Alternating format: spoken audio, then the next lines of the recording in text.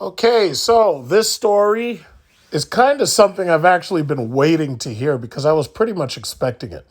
Despite the fact that on some channels you're hearing a lot of speculation and you're hearing a lot of bullshit about SRT ghouls, which was actually, and I made a video about that a while ago.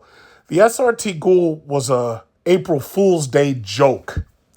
And they were talking about there being 1,000 horsepower Challenger or 1,000 horsepower Charger. I made a video that was an absolute April Fool's Day joke. They had run it like 3 years in a row and people still believed in it, which I thought was crazy, but people still believed in it. The Elephant engine was 1,000 horsepower. So had that April Fool's Day joke said, oh yeah, well there's going to be a Elephant Charger or a Elephant Challenger. Okay, then I would have probably believed it, except for the fact that the Elephant crate engine turned out to be so bad in terms of emissions that it was never going to pass the regulations required for it to be put into a street legal production car. So therefore, they were selling the engine, and you could put it into anything you wanted. Like I could take a Elephant engine, put it into a fucking Toyota Camry if I could fit it in there. But that was never going to happen.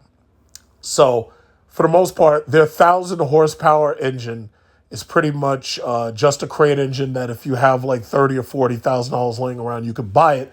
But that's about as close as you're going to get to that. Now, then they were running another one, and they said, oh, yeah, well, they're going to make a hydrogen-powered fucking Charger or Challenger.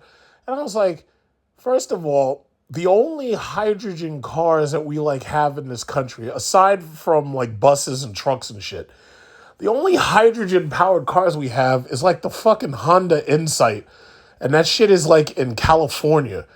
And like California, they don't even sell 93 octane gas for the most part. Their gas only goes up to like 91. And the hydrogen infrastructure is not there, is never going to be there. There's no plans for building a nationwide hydrogen infrastructure, a liquid hydrogen. There's no plans for that shit. So I was like, crap, there's no fucking way that Stellantis. And see, this is the thing that these jokers online seem to see there. You got to understand, some of these people make content just to make content. They're trying to get as many clicks and views as they can, even at the expense of it just being pure clickbait.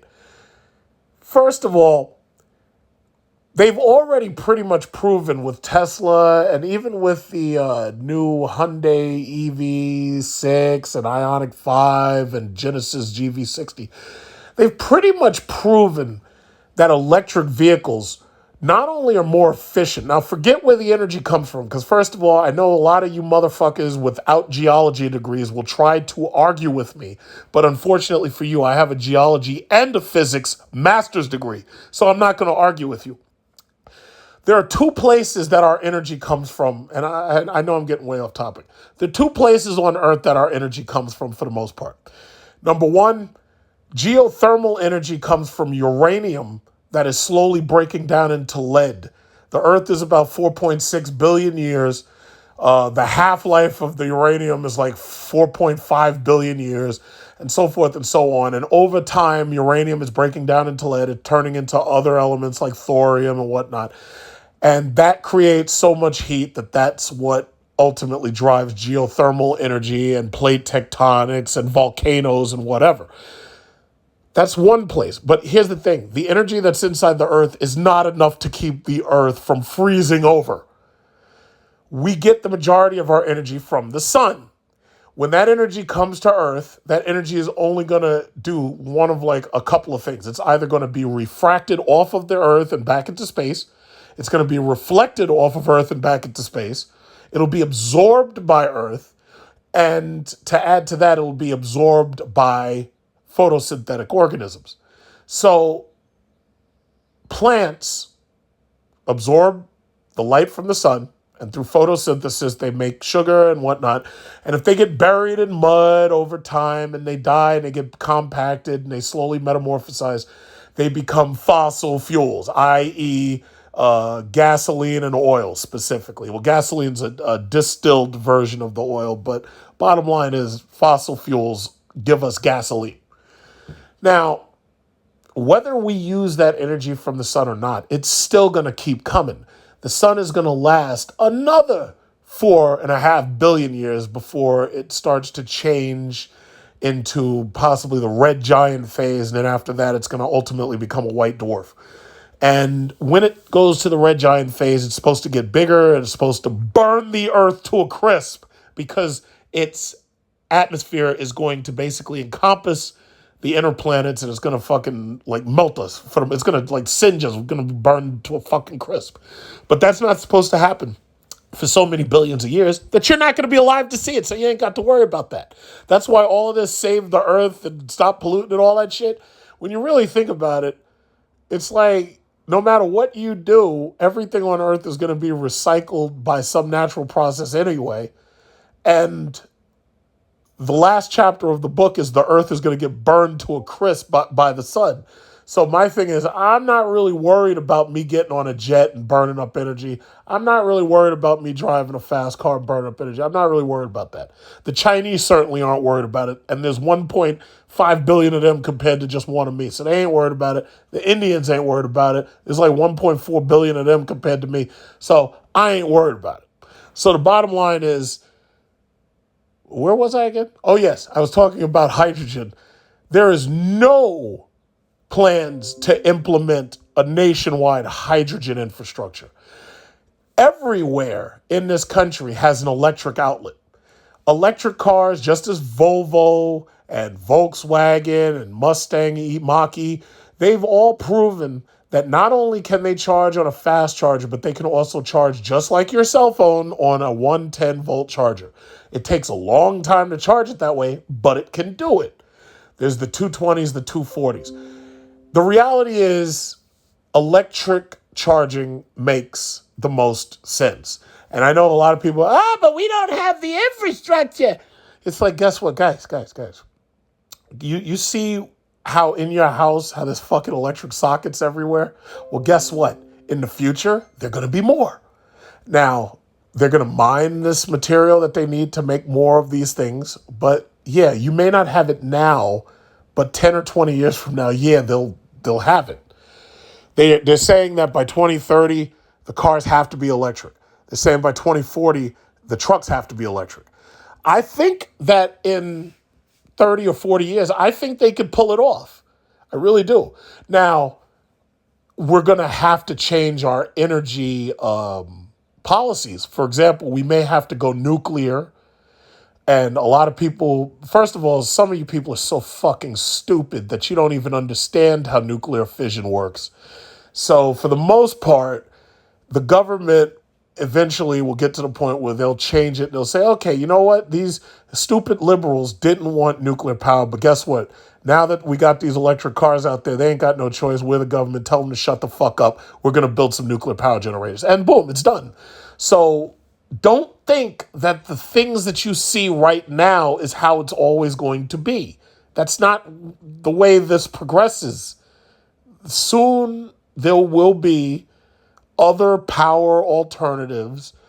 But the point is that the electric infrastructure, as they rebuild it and as they improve on it and as they upgrade it, will eventually be able to handle this stuff. It maybe not today. If you really think about it, what was it? Less than 100 years ago, they didn't have fucking airports. It's like, what 100 years ago, what is this? This is 2022. 100 years ago, it was like 1920, 1922. They didn't have fucking airports back then. But guess what? They've got airports now. 50 years ago. What was that? 50 years ago, 20. Oh, okay. In fact, I'll just use the number 100. 100 years ago, they didn't have fucking space stations. They didn't have shit on the moon. They didn't have the possibility of going to Mars. But they have it now. So please don't think that things are always going to be the same. What I do realize at this point is the government's going to go electric. They're not going to go fucking hydrogen. Hydrogen has some benefits, but for the most part, electricity has more benefits. Number one, they can control electricity. For example, every single watt that's being used in my house They know how much electricity goes into my house. They can cut the power off if necessary. They can cut the power on if necessary. They can limit the amount of power. So the bottom line is, number one, electricity is basically digital. They can control that. As long as they can control it, you can bet that that's what they're going to go after because, yeah, eventually once they suck everybody into electric cars, what they're going to do is they're going to raise taxes on electricity. Right now, my electric bill is what? I think I pay $100 a month for electricity, and during the summer, I think I use my air conditioner a lot. So it's like, what, 25 cents a night or something like that, or 50 cents a night. So the bottom line is, all they'll do is you'll just keep paying. They're going to make you pay one way or another. Or what they'll do is they'll also raise taxes on the roads. And you'll have not tolls because they've gotten away from tolls. What they'll do is they'll charge you by taking pictures of your license plate or whatever. And you'll have usage taxes or something. But just understand something. One way or another, you're going to pay. Because part of paying for cars and energy is stratification. They want to keep people off the roads. If they let all of you have a car, if they let all of you afford a car, traffic would be insane. One of the reasons why we have insurance is to keep you people off the roads because they know that, like you think about when you get a lease, they're like, oh yeah, well you can only drive 10,000 miles. 10,000 miles means that you're not going to be driving as much as the person who's driving 15,000 miles. It's simple math. But y'all don't understand me, and y'all don't understand. I'm a chess player. Y'all don't understand. Like, I'll checkmate your ass, and you just don't understand how I'm thinking right now. So let's get into this story. Now that I've ranted, Dodge's gasoline-powered muscle cars are truly dead, and with them, a number of YouTube channels that were based on Hellcats are pretty much dead. A number of YouTubers based on Trackhawks are pretty much dead. A number of Dodge Durango Hellcat channels are pretty much dead. So anyway, the automaker has shot down reports of a V8-powered successor to the Charger and Challenger. The next generation of those cars will be electric only. Did you hear that? Electric only. Coming from Stellantis itself. Because you got to understand, this is a global company, Stellantis. They own a number of marquees. They're not going to do something here in America that they don't do everywhere because it's hard to sell those products from country to country. With an electric car, all they got to do is take that steering wheel, move it from one side to the other, and that's basically it. They're not going to keep building these things. These Hellcats, Trackhawks, all this shit, these things are based on old aging technology, these iron block engines with superchargers. They're not going to keep doing this shit because the problem is they can only really sell it in two countries, Canada and U.S. Canada has less people in it than California does. And the U.S., most of y'all are going to be so broke, you're not going to be able to pay $70,000 or $80,000 for one of these cars. So it's just logic. This is why I'm so good at picking stocks. But anyway, I'm getting away from it. Okay, for a fleeting moment, it seemed that Dodge's Hemi-powered coupe and sedan might live on through the beginning of the e-muscle era after all. A story published late last week by Motor Trend cited anonymous sources claiming that Dodge planned to deliver a next-generation Charger and Challenger on a new internal combustion rear-wheel drive platform with space for a V8, perhaps after the existing models rode into the sunset in 2024. That isn't happening, and we know because Dodge just said so. Whatever follows Dodge's current enthusiast offerings will be exclusively battery electric. One of the company's spokespeople has confirmed to Motor One. The Motor Trend story is incorrect, said the spokesperson. The Hemi in that platform, as well as that platform, are going away. The next generation will be BEV. In this case, the platform the spokesperson is referring to is actually two. The LD for the Charger and the LA for the Challenger. So we got two platforms. We've got probably a four-door LD platform for the Charger and an LA platform for the Challenger. Both are heavily derived from the Bush administration LX, introduced in 2006 alongside the Charger, Chrysler 300, and Dodge Magnum. Ooh, the Magnum. Never forget the wagon they took for us. And you know what? I'm going to stop right here. In the last video I made about these cars, I complained that these idiots canceled the Magnum. They could have had 5 cars. They could have had the Magnum. They could have had the Challenger. They could have had the Charger. They could have had the 300. And they could have had even the Viper. All of which could have been sharing most of their parts, specifically their interiors, possibly, well, with the exception of the Viper, all of them could have been sharing engines, transmissions, so forth and so on. They fucked us and they took that stuff away. So anyway, Dodge's rejection of that too good to be true report certainly tracks because brand CEO Tim Kuniskis already told Motor Trend last November that these cars that you know today will go out of production by the time we get to 2024. Kuniskis related this without any mention of an ICE vehicle, successor to the existing duo powered by either V8s or Stellantis' new Hurricane turbocharged inline 6. In the last video I made, I talked about that inline 6. I was actually kind of interested in that. They were talking about having a twin turbo 6 that produces 400 horsepower, pretty much like the equivalent of the Ford Explorer ST. But then they said that they could also have a twin turbo, and I shouldn't say V6 or inline 6, but a twin turbo 6 that produced 500 horsepower. That would actually be more powerful than the 6.4 liter V8 in my Jeep, and obviously the 6.4 liter V8 in the Wagoneer and the Grand Wagoneer. The Grand Wagoneer gets the 6.4. The Wagoneer has the 5.7. If you had a twin turbo 6, 500 horsepower, you're more powerful than the Hemi 6.4. Now, I don't think you'd get the same low-end torque that you get simply because you got those turbochargers that got to spool up, which is one of the reasons I hate turbochargers. However, having driven the Lincoln Navigator, having driven my uncle's Ford Expedition, having driven, what else did I drive? I drove something. Oh, yeah, I drove the Ford ST Explorer. I think that a twin turbo 6 could actually be the answer to a lot of their questions because they're going to get rid of these V8s. That's dead. They're getting rid of them, period. Everybody got rid of them. Mercedes is getting rid of all that stuff. They dropped the V12s for the most part. They went straight to twin turbo V8s. Mercedes is going to drop those V8s. They're going to electric. BMW is going to drop those V8s. They're going to electric. Look at the Lamborghini Urus. They could have built that thing with a V12. They was like, fuck that. No. We're going to make this piece of up-badged Audi Q8 bullshit. We're going to make this Urus twin-turbo V8, and these badge whores are going to love it. And you know, it's funny. Nearby, there's about 5 or 6 Uruses just sitting on the used car lot.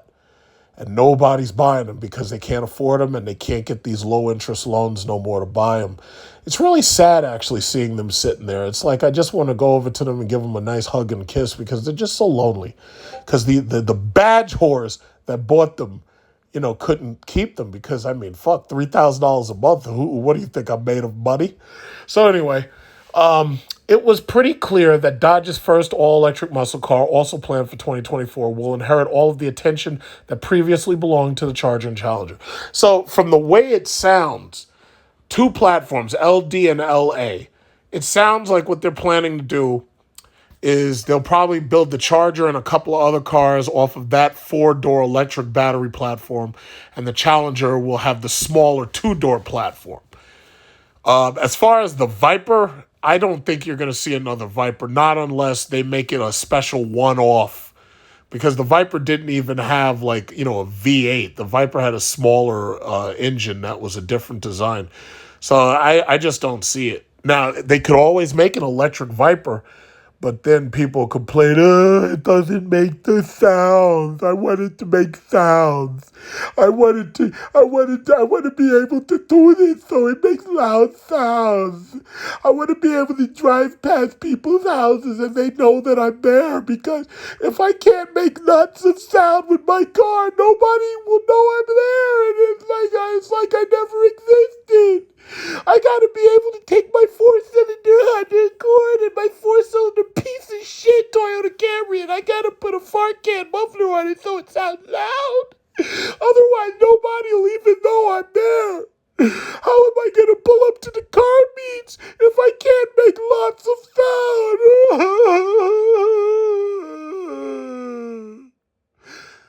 So anyway, speaking of where is that mythical EV exactly, in the November interview, Kuniskis told Motor Trend that we'd see a fully operational prototype of the vehicle. Fully operational prototype. These motherfuckers aren't even ready to show you the actual car ready to sell yet. We're now in the third. Something held it back. Something outside the industry, and the CEO admitted that in April to Muscle Cars and TBD. We argue about the revealed timeline of the electric Dodge muscle car concept a lot, said Kuniskis. I'm pushing really, really hard to get this thing out and into public view and show you what we're doing and how we're doing it different as fast as I can. It drives me crazy that other people are way out in front of their headlights and I'm not. Tim also hinted that there's another component to the vehicle's reveal that needs to get in sync, but didn't fully elaborate what that was. There's one really important piece that goes with the reveal that's outside of my control. And it's outside our industry, quite frankly, that I want the two to be together when I show you this car. And I don't want it to do it disjointed, he said. When that pieces comes together, we'll decide when we're going to show it. It will be sooner rather than later. My hope is that you'll see this car well before we get to that speed week. So well before we get to August is my hope. Speed Week is a string of Dodge-themed events in Pontiac, Michigan. The brand has scheduled 3 days of reveals between Monday, August 15th and Wednesday, August 17th. One of those is sure to be the new Hornet crossover, based on the Alfa Romeo Tonale. Another, a nameless future muscle car, sounds a lot like that long-awaited Charger Challenger sequel. Whatever you're expecting, just don't expect a Hemi. Okay, and that's that. That's the end of the story. So let me just be perfectly honest. I, as you know by now, because I've said it over and over and over, I'm really, really anxious, and I'm awaiting the build and the delivery of my Cadillac Lyriq all-wheel drive. I'm desperately waiting for Cadillac to get one so we can actually go there and see it and touch it and feel it, and I can sit in it and see if I'm like it and if I'm comfortable. If I like the car and I'm comfortable, fully comfortable in it, I'm definitely going to buy it. I'm going to just buy it. My problem with Dodge is partially, I should say, I would actually say that my issues with Dodge mostly float towards service post-warranty. My Jeep SRT has been a really great vehicle. It's a lot of fun. My Chrysler 300's great vehicles, a lot of fun. My Dodge Charger Hellcat, really fun, a lot of fun in it. But here's the problem, though. Once these fucking cars go off warranty, or once you pass that, I'll say 50 or 60,000 miles, you start having issues. My car right now, in fact, what disrupted me making this video, my Jeep SRT, the alternator went.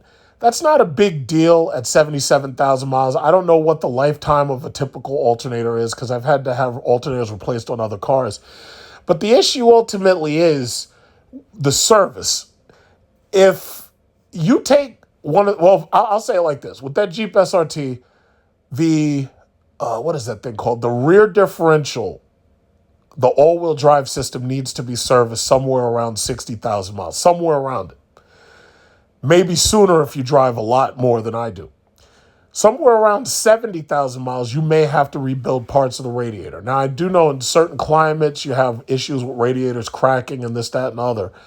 But around 70,000 something miles, I had issues with my radiator. I had issues with the water pump. The water pump, I think I've had replaced twice.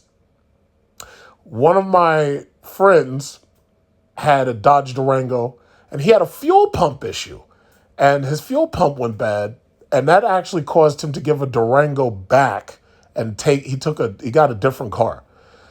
And the thing about it is, once these cars go out of warranted service, then the question becomes, well, do you have a loaner car for me? Do you have an option for me to daily drive up until, up until you get my car back? Now, I've noticed that with some issues, like if you have guys who are working men and they got those Ram trucks, if they turn those cars in, sometimes they'll have a loaner Ram truck waiting for you. But the issue now becomes, do you have enough cars to give out loaners that are equal to what I had? Like if I have a Durango and I give you a Durango, I expect something the same size as a Durango because obviously that's what I need to get through my week or however long it takes you to deal with my car. If I have a Jeep Grand Cherokee, I need a Jeep Grand Cherokee as a loaner. It doesn't have to be fully loaded, but I need a Jeep Grand Cherokee or something that size. Once these cars go out of warranty, you pretty much have to just get rid of them. And that's the reality. Like some people are like, oh yeah, you should keep your Jeep Grand Cherokee because it looks so great, And I was thinking about that, but I'm like, yo, this fucking thing gets aggressively expensive to fix. When you go to the dealer and you've got the warranty, it's not a big deal. If you have the extended warranty, you'll probably have to pay $100 for your deductible. At most, you might have to pay $200 for your deductible. But if you don't go to the dealer and you don't deal with having to go there early in the morning and you don't deal with having to wait and possibly get a loaner or not, if you go to a regular repair shop that will simply just fix it, they're going to charge you fucking $800 for that alternator and then tell you, yeah, well, we're trying to save you money. It normally would have been $900. So they're talking about close to $1,000 for a freaking alternator change. So again, I'm going to say it again, and I know a lot of people don't want to hear it. I don't give a shit. The days of these engines is dead. It's dead. And it makes a lot of sense. Electric vehicles have far less parts. They have batteries and they have electric motors. And that's basically it. There's no transmission. There's no engine per se. There's just electric motors.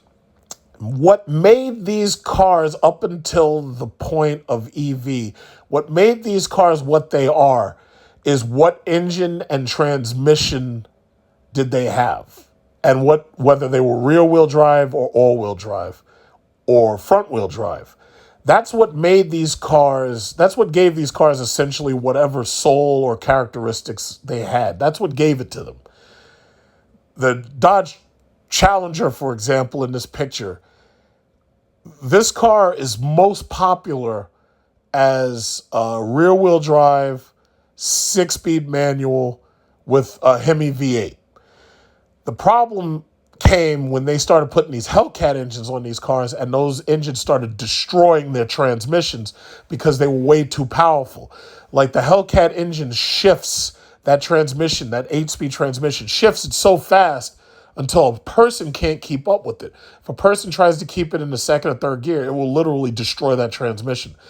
Now, they made all of these cars automatic, even the Demon, because they knew that they were going to have so many problems trying to keep it as a 6-speed manual.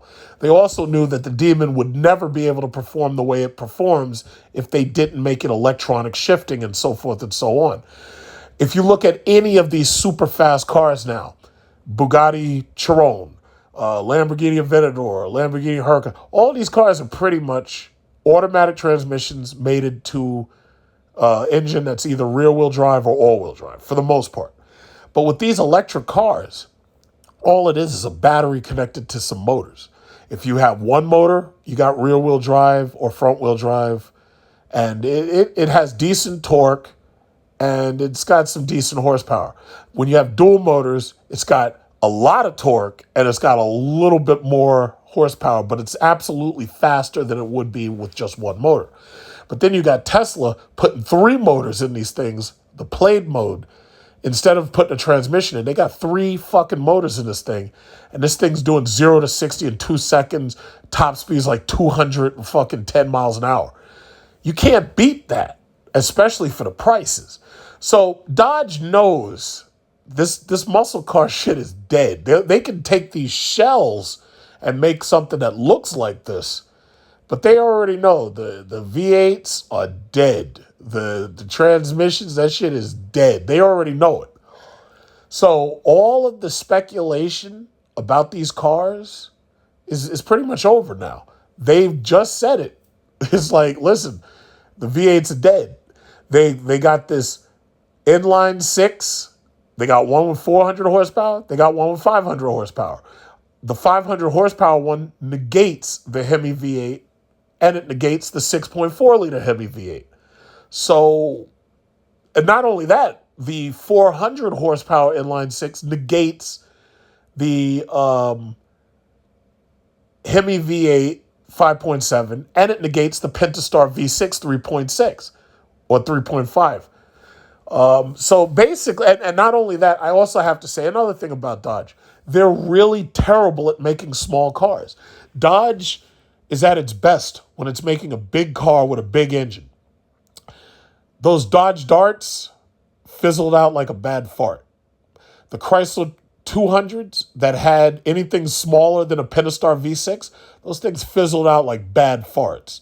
Those little ass engines were so weak, they couldn't drive a Chrysler 300. They couldn't drive a Dodge Charger. So now Chrysler's doing what they should have done a long time ago. They should have had that twin turbo V6.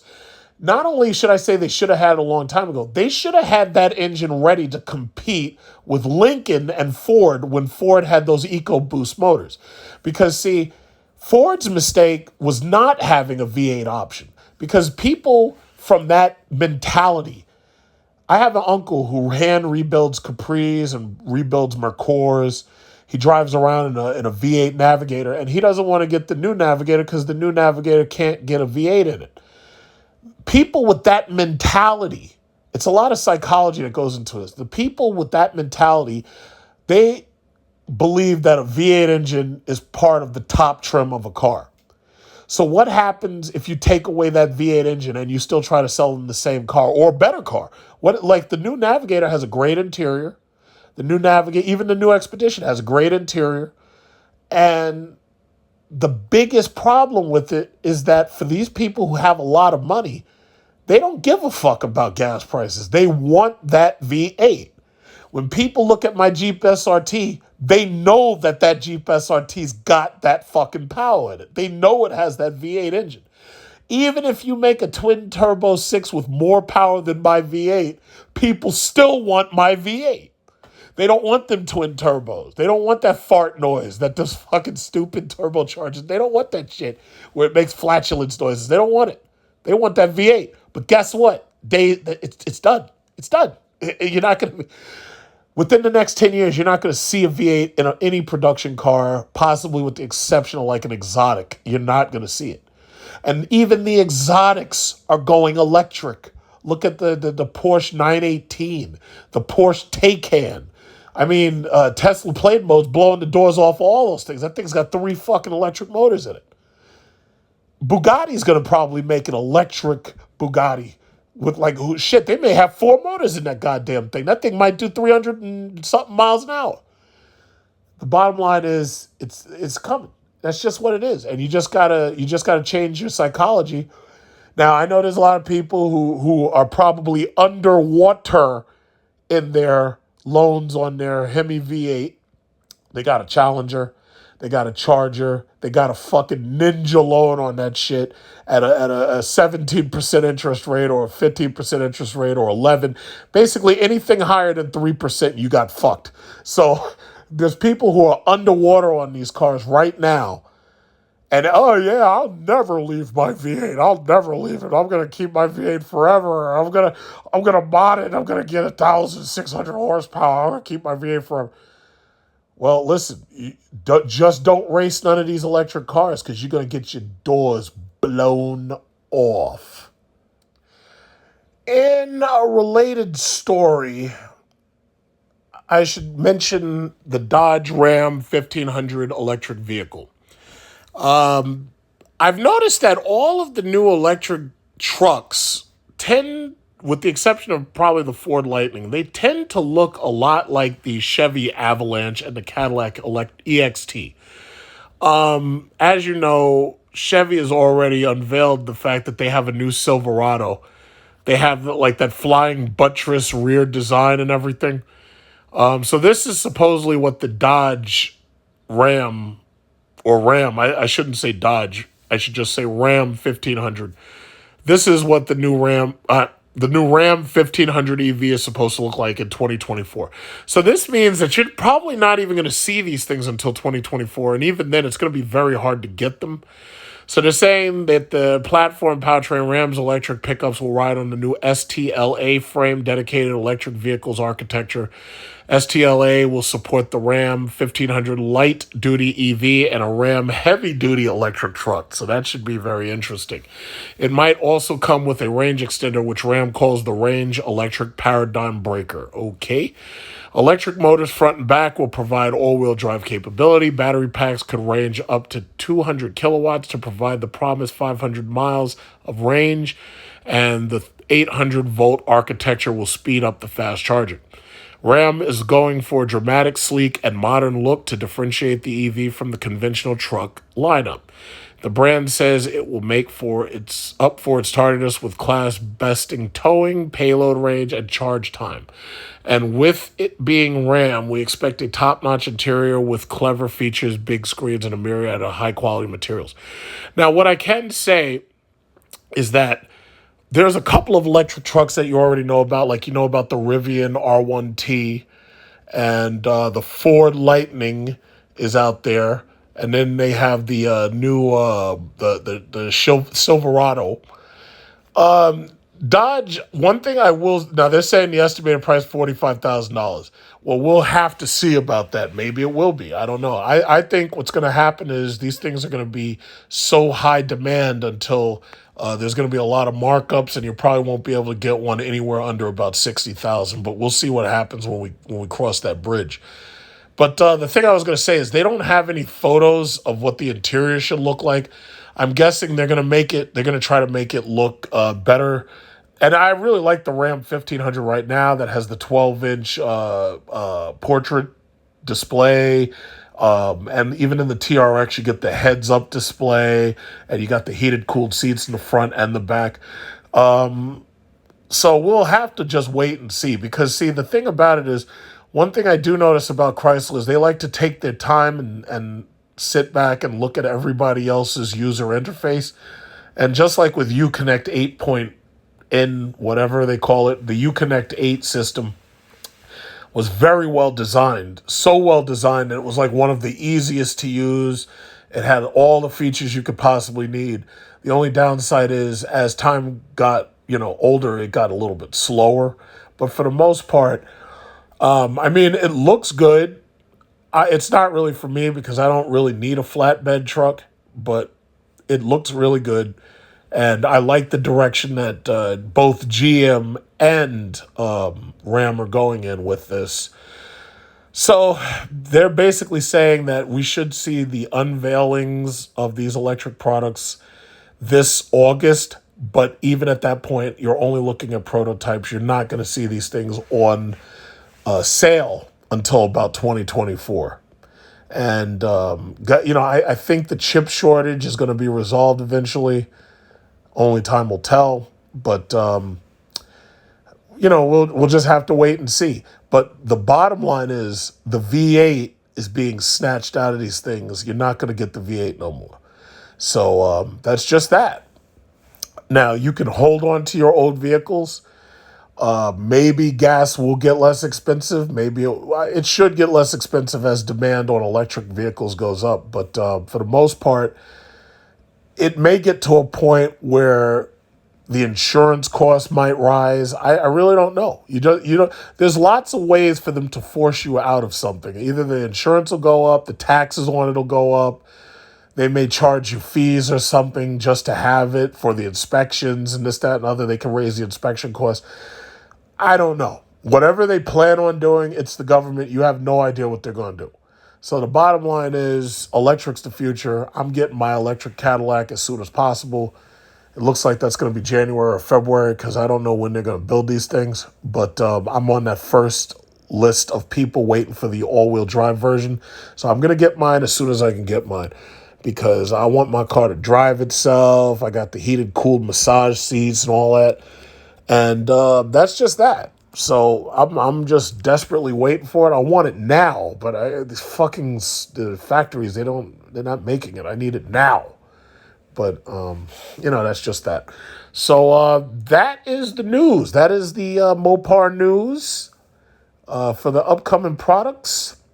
So any questions, comments, criticisms, feel free to put those in the comment section.